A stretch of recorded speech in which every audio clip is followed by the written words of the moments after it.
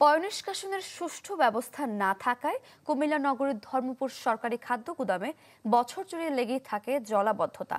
ফলে মালামাল ওঠানামা নিয়ে ভোগান্তি পোহাচ্ছেন শ্রমিক ও ট্রাক চালকরা। এছাড়া মজুতকৃত পণ্য নষ্ট হওয়ার শঙ্কাও দেখা দিয়েছে। সিটি কর্পোরেশন বলছে, জাইকার প্রকল্প বাস্তবায়ন হলে সমস্যার সমাধানের আশা করা হচ্ছে। শিয়া বাটার ও ভিটামিন ই সমৃদ্ধ lily glam beauty soap. Lily, always beautiful. Comilla নগরীর ধর্মপুর সরকারি খাদ্য গুদাম। গ্রীষ্ম কিংবা বর্ষা, সারা বছর জুড়ে জলাবদ্ধতার এমন দৃশ্য এখানে।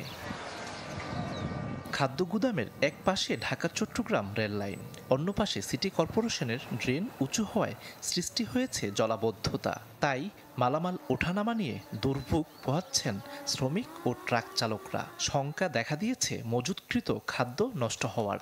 এমন টাইমে দেখা যায় গাড়ি পল্লি খেয়ে পড়ে যায়, গাড়ি আটকে যায়, গাড়ির ভাঙচুর হয়, অনেক ড্যামারেজ হয় গাড়ির। ওই দেখা যায় 2000 টাকার ভাড়া আনছি, 5000 টাকা ড্যামারেজ হয়ে গেছে। তুলি ফেনা একবারে প্রচলিত হয়ে গেছে, কোনো গুডাউনের ভিতরে ঢুকার কোনো প্রচলিত নাই। উঁচু করে রেল লাইন করার পরে গোডাউন নিচে চলে গেছে, এই জন্য 3-4 ফুট পানি সবসময় থাকে। সিটি কর্পোরেশনের যেসব বাসা বাড়িগুলো আছে, ওনাদের বাসার মানে পুরো পানিটাই এখানে ওনারা নিজস্ব নিষ্কাশন না করে আমার এইদিকে পানিগুলো চলে এসতেছে গুদামের ভিতরে। খাদ্য বিভাগের মতে, জলাবদ্ধতা নিরসনে 2022 সালে 10টি সুপারিশ করা হয় জেলা প্রশাসকের কাছে। এর প্রতিবেদন দাখিলের প্রায় 3 বছর পার হলেও তা আলোর মুখ দেখেনি।